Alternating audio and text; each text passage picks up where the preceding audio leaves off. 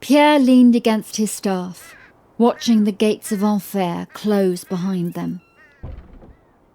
The townsfolk had been most generous, and his pack was stuffed with bread and cheese and even a little ham. He remained sceptical of their food, but Remy said it couldn't do any harm.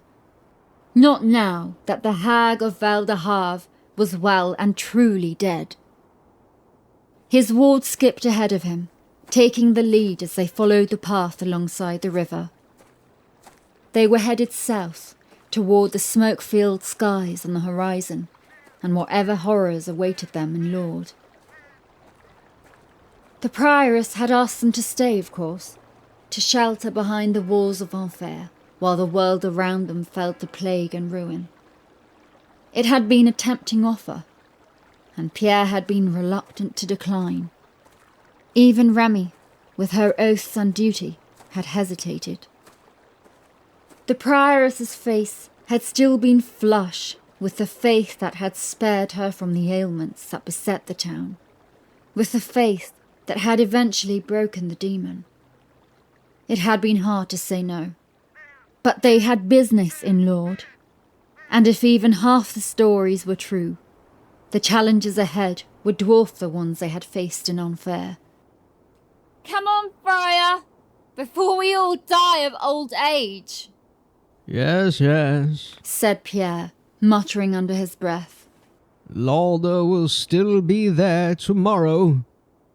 Actually, there was a chance it wouldn't be, he thought as he knelt down to adjust his robes. The wraps that bound his feet would need changing soon, and he could just see the impression of a hoof sticking out from beneath one of the bindings.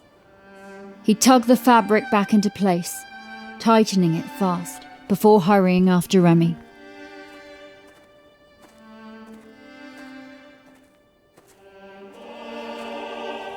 He hadn't expected to see a Beelzebub in Enfer, but had taken some satisfaction in seeing the demon's plans foiled.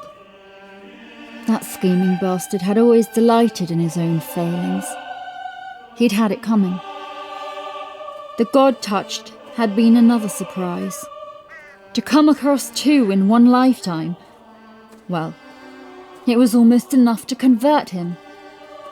Even so, it had been a close one. He would have to be more careful in future. Explaining himself to the courts of hell after being shut out by one of its lords would have made for an uncomfortable experience.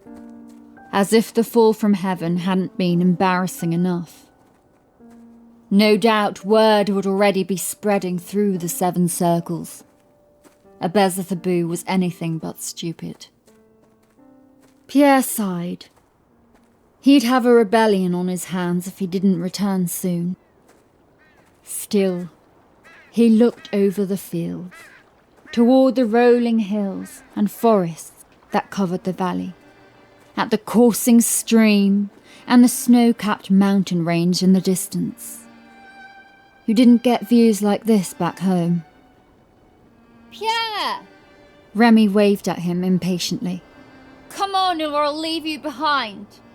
I'm coming, he shouted back, a thin smile on his lips.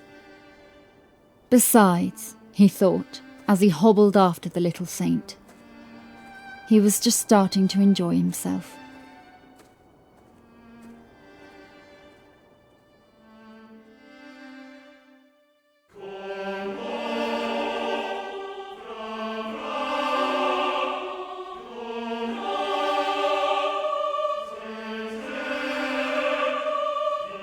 You've been listening to His Black Tongue by Mitchell Luty, performed by Anna Capraro and Scott Miller.